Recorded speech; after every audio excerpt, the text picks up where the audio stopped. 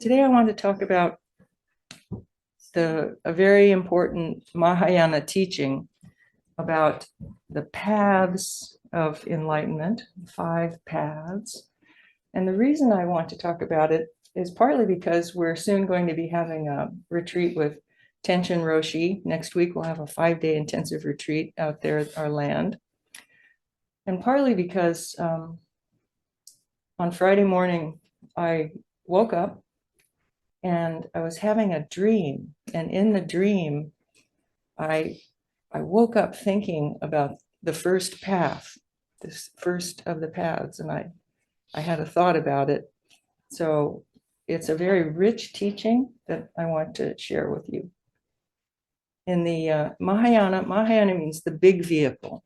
So in Buddhism, when the Buddhist practice sort of turned back toward embracing everybody instead of just focusing on really intense monastic practice, when it turned back toward really manifesting that everybody can do this practice and everybody kind of should do this practice, but everybody can do this practice, then the word for those teachings is the big vehicle, Mahayana.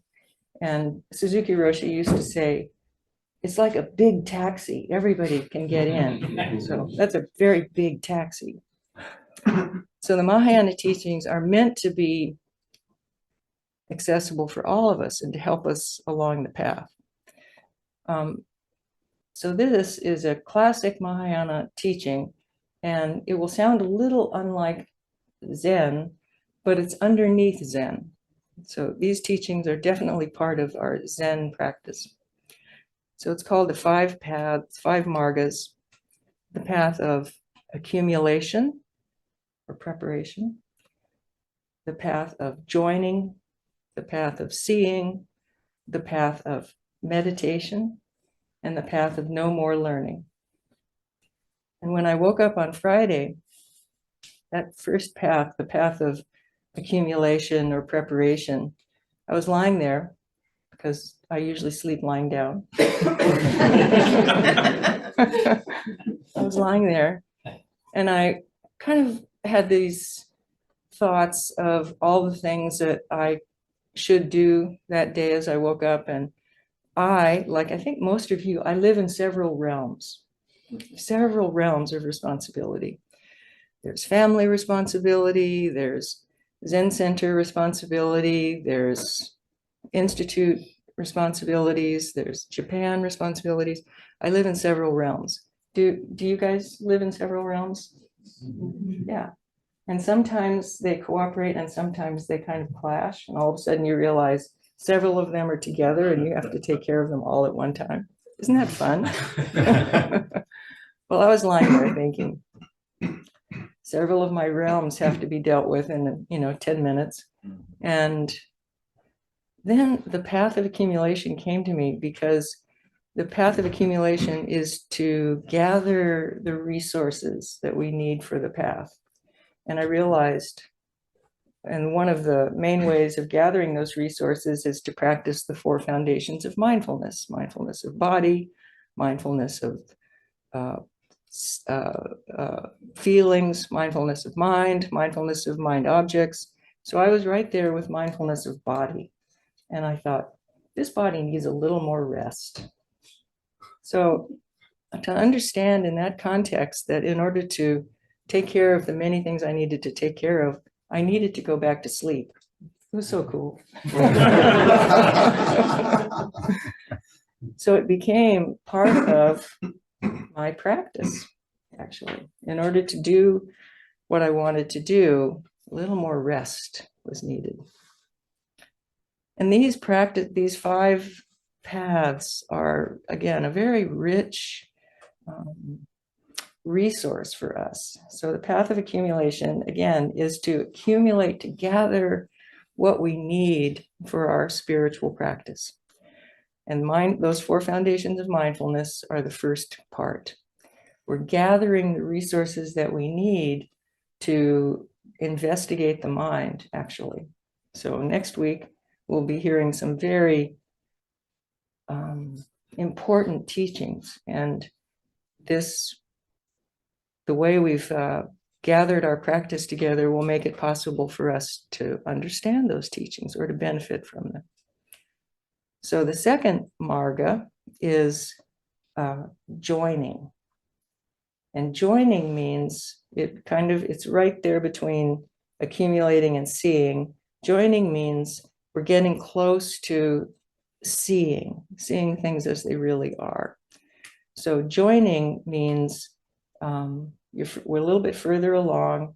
And one of the qualities of the path of joining is you feel some warmth about practice. There's some warmth that we're getting close to seeing things as they are. So there are a lot of teachings in the joining path and a lot of practices. Oh, I thought I had a whole bunch of cough drops. Does anybody have a cough drop? Oh, thank you. Oh, my favorite kind. Original Ricola. Square. So cute. Actually, a cube of a cough drop.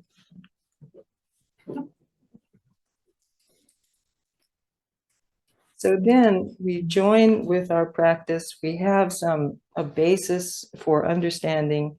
And then what happens in the path of seeing? The path of seeing is that with all these preparations and relinquishment of, sorry, this is too much. It's hard to talk with a giant cube in your mouth. There we go. Sorry, you guys. Sorry, Zoom world. The path of seeing is that we actually get a glimpse of how things actually are. We get a glimpse of, it's finally been, some of our views about how things are have been relaxed in the path of joining. Some of our views about dualistic thinking, it's like this, how I see things, and it's like that, how I see things, and I'm right. That relaxes in the path of joining. It's more about what is it that I see. So in the path of seeing, we've been preparing, and we see, you get, in that path, you get a direct perception of emptiness. We get a direct perception of how things actually exist. In order to see things as they really are, we have to recognize our own imputation, the way we keep labeling things. So the path of preparation and the path of joining both involve a lot of us admitting how we label things. We label things with names, we label things with qualities, we label ourselves with names, we label ourselves with qualities. And it's not that we try to discard that. We just admit it. I'm just naming reality. This is what I think is happening. Look at how I have created my world and the realms, all of our worlds are responsibilities. But in the path of seeing, we see they are released from our views. To see things as they really are is to see that simultaneously with all the little things that we see and label, ultimate reality is flowing through all of these things. So next week, we'll hear a lot about this, because the realm where our labels and the way things actually are come together is the realm of what we call suchness. This is suchness, the way things really are and the way we label them and the way they move together is the path of seeing.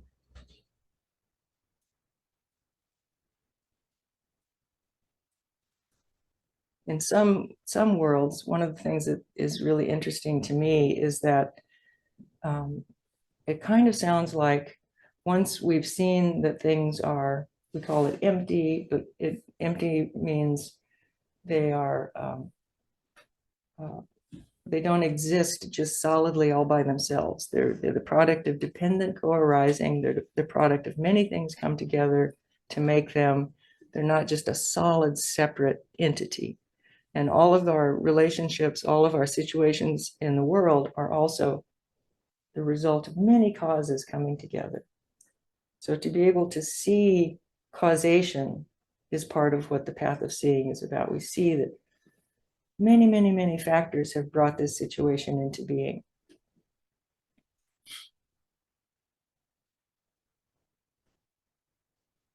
Sometimes when we get a glimpse of that, there's a temptation, and this is true in a lot of Buddhist situations. It's like, oh, well, then that's what I should stay with. I should stay with just seeing emptiness. Everything has, none of this particularity has any value because it's empty. None of this particularity, it's all fake. None of this particularity really counts. So there's a tendency to lean a little bit over into, well, it's all just empty of own being. What's the problem? But in the Mahayana, the fact that those two worlds come together means that both are incredibly valuable. Both the world of emptiness and the magnificence of ultimate reality and the magnificence of the particularity are important. So once we've seen through, in the path of seeing, once we've seen through this world that we're creating by our own imagination, like I imagine this motive for that person and that motive for that person. And recently I was in New York and visiting my granddaughter, Rosie, and I love her so much. She's a really, really good person. She's 22. And we went to some dance performances because dance is really important to her. And we were talking about her dance classes. Now she performs a bit with some girls, but she's mostly a student. So she's very seriously studying and so on. But she was talking about her dance classes and her teacher for all those years, from the age of 3 to the age of when she graduated from high school. Bella was her teacher, and I met her, actually. I met Bella. Bella was a very serious dancer, and she really helped these girls, young girls, explore their dance ability. And a couple of them became professionals, but most go back to school, and dance is just one of the many realms of their lives. And Rosie said, Bella hated me. And I just decided, as I often do with my beloved friends and family, not to tell her she was wrong, because that doesn't usually work with people. You're totally wrong about that. But I said, wow, Bella always praised you to me. She said she praised you. She said, no, she hated me. And I stood there, I think we were walking somewhere. I thought, in her world, the fact that Bella hated her is a big piece right now. It's a piece. And I felt I didn't want to take it apart with her at that moment. Like, what's your evidence? With you guys, I would do that. What's your evidence? But I could tell that at this moment in her life, that's a belief, and it's going to stay there for a while. So I held it, and I'm going to chip away at it later on. But right now, it's important for her to think Bella hated me. I don't know what's really underneath it. Maybe it's that I could speculate that it is that maybe Rosie really wasn't like putting her whole life energy into those dance classes, and Bella recognized that. So maybe Bella prodded her a little bit, but Bella liked Rosie. I saw that. But there are times when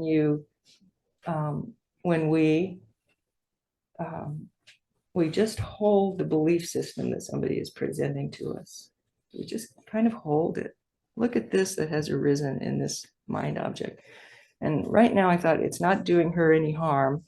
So, but I didn't agree with it.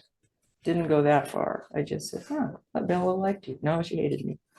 Let it drop. Later on, we'll bring it up again. It'll probably take years to make that one go away.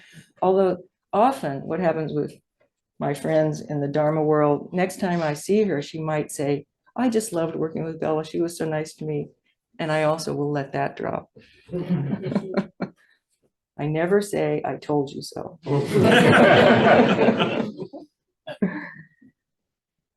So the path of joining, so we have accumulation, joining, seeing, meditation, and then no more learning.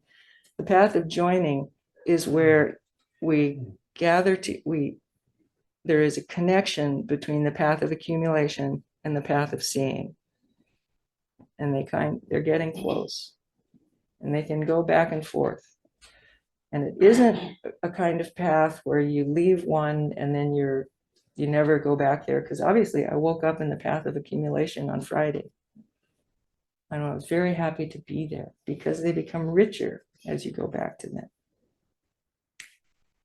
The next path of meditation, isn't that funny that the path of meditation is up there? You would think the path of meditation would be down at the bottom. Yeah, but the path of meditation is up at number 4. That's when meditation really starts to cook. Of course, we're doing sitting meditation, but the path of meditation really starts to cook after we've seen something about the nature of reality. Isn't that interesting? Yeah.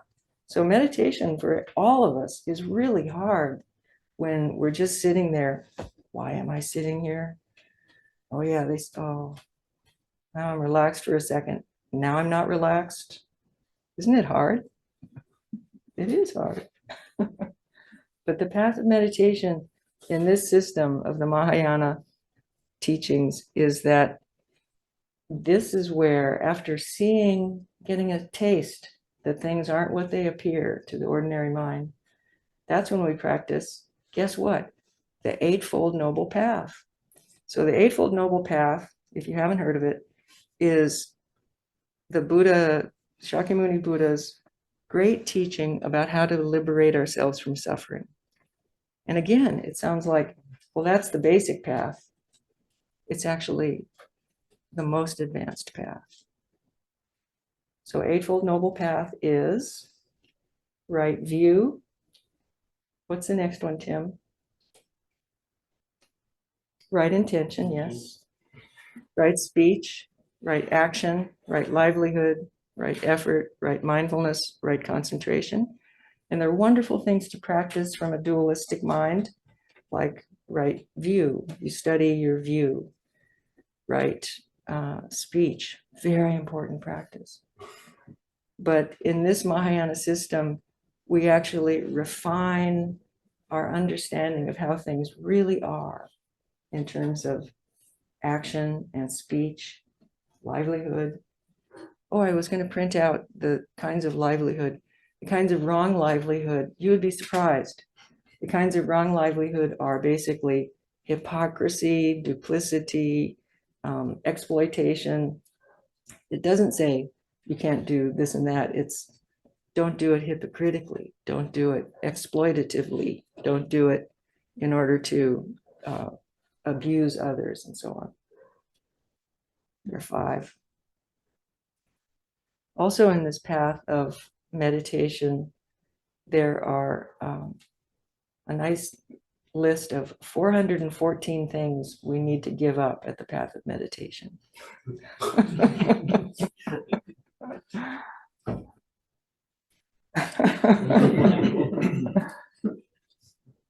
It's a typical Mahayana list, though, because it'll say you have to give up these 6 corrosive feelings.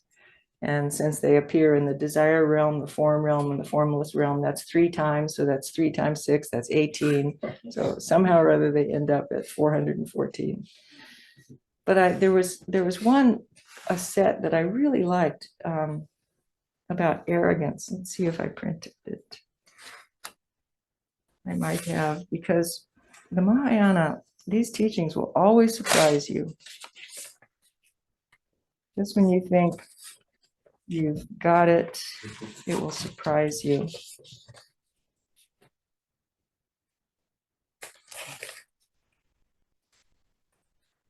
I did. Good. I just frolic in these teachings. 7 kinds of arrogance that we have to give up, or we get to give up. Let's say we get to give up. Simple arrogance of thinking that you are the same as your peers. Greater arrogance, thinking that you are better than your equals. Exceeding arrogance, thinking you are even better than those who are great. Here's another one. The arrogance of thinking, I exist.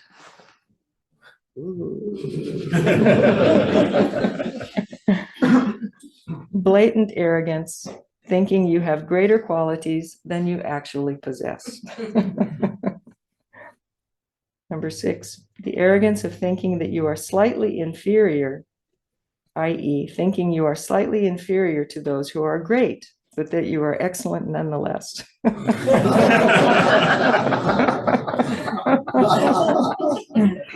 7, unfounded arrogance, taking pride in what is actually a fault. So, isn't that good? It's so interesting. The psychology of these ancient teachings is really interesting.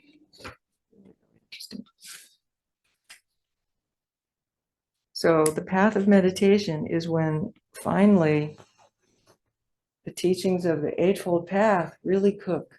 So at the beginning, when we're first learning about Buddhist practice and we practice the right view, right intention, right speech, right action, right livelihood, right effort, right mindfulness, right concentration, we practice them dualistically, which is fine.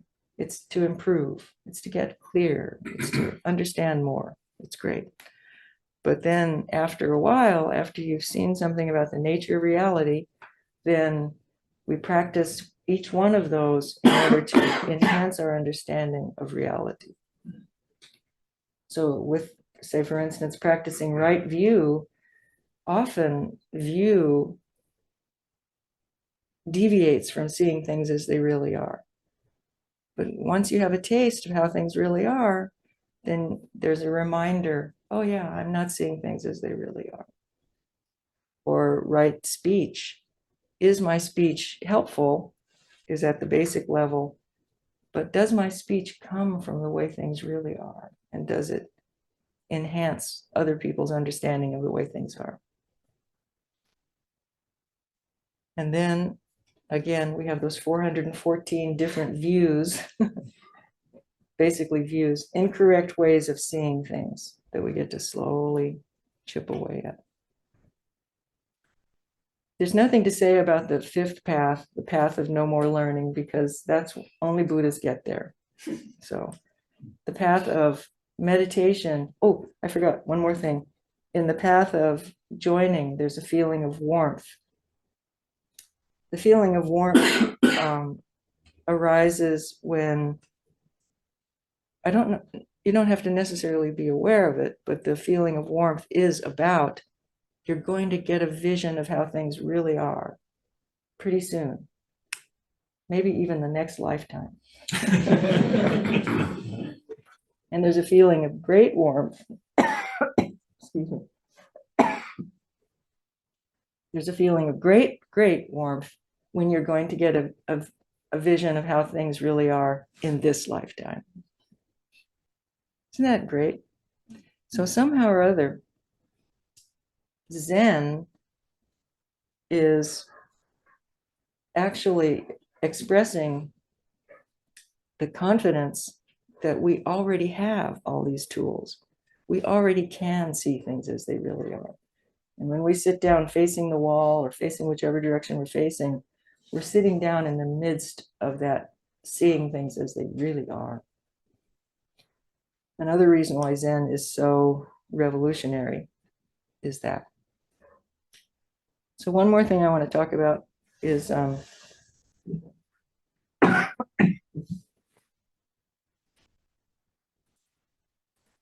in 2 months, is it 2 months? A month and a half, several of us will be going to Japan in honor of Keizan Zenji. In most Soto Zen temples in the US. I can take this off. I'm far away from you guys. Is that right? Ben, is that right? I'm far enough away? Thank you. He's an epidemiologist. We can rely on his opinion. Of course, he's sitting way back there.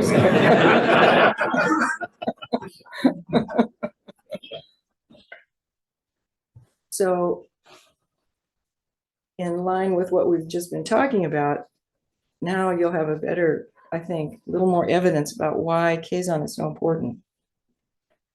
Dogen Zenji is the founder of Soto Zen in Japan. Very important, incredible genius writer about Zen and about all these things we've just been talking about. Incredible. And a lot of us have read his poetic writings. They're very beautiful, very difficult. They're talking a lot about this intersection of the ultimate and conventional reality. However, he kept going further and further into the mountains in Japan to concentrate on this teaching and to invite people to come and study these very difficult teachings and to sit in meditation. He welcomed a lot of people. If that had been the case, Zen, Soto Zen would still be in the mountains of Japan if any of us wanted to study the way we're sitting here now, we would have to go to Japan. But 2 generations after Dogen Zenji died, there was a big split. It was called the 3rd generation split at Eiheiji. And his Dharma grandsons had a disagreement about how to take care of these precious teachings. And so one of them stayed to take care of Eiheiji, and one of them was kicked out. And that was Tetsu Gikai, who with Keizan Zenji moved to another small temple. And Keizan, he also was guided a lot by dreams. It's partly because of Keizan that we have a lot of the practices that we do. Also, Keizan had a lot of women disciples, partly because of Dogen had women disciples too, but it's a lot because of Keizan that there are a lot of women who are welcome to practice all together in Zen. And then Keizan had another student, is it okay if I tell you this? Yes. Because it really does explain why we're able to do what we do right now. Keizan had 8 disciples, major disciples, 2 women, and he set them up in a monastery. The first women's monastery was established by Keizan. And the other 6 he sent to various places around Japan. So he sent his most able disciple to a big temple further away. And then his next, he ranked them in terms of their abilities. You're the most important. You go to this place and take over and expound the teachings. And then each of them was tasked, because Keizan really believed in this. Keizan had a lot of experience in local deities and things like that. Each was tasked with honor the local traditions and incorporate them in your practice. If you go to Texas, honor their local traditions. Buc-ee's? Yeah, Buc-ee's, yes. Yes, at the office of the International Center, they have Buc-ee's cup holders. And they showed me pictures. They said, "See, Texas."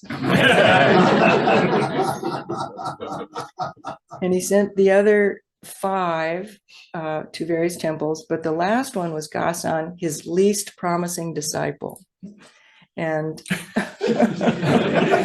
he sent him just north, not very far away from him, he said, it's just a prayer temple, meaning the people don't have much faith, just this little temple. Gasan. Gasan is our link to Dogen Zenji, because Gasan then had a lot of disciples and he sent them all over. Isn't that amazing? And because of circumstances,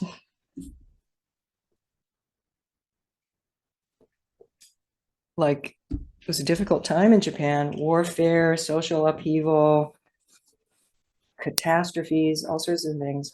But somehow or other, the temples that Gasan sent his disciples to survived. And because of that form of outreach and that form of collaboration with the local communities, that's what made Suzuki Roshi come to the United States. And that's what eventually has made his form of Zen come to Houston and Chapel Hill, North Carolina, and various places. Isn't that interesting? So even though, pitiful, just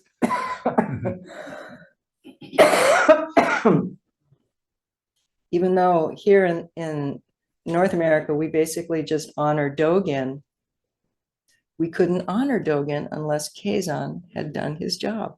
Isn't that amazing? So maybe he didn't rank them as ably as he thought. Elizabeth says maybe he didn't rank them as ably as he thought. Yeah, most rankings are completely wrong.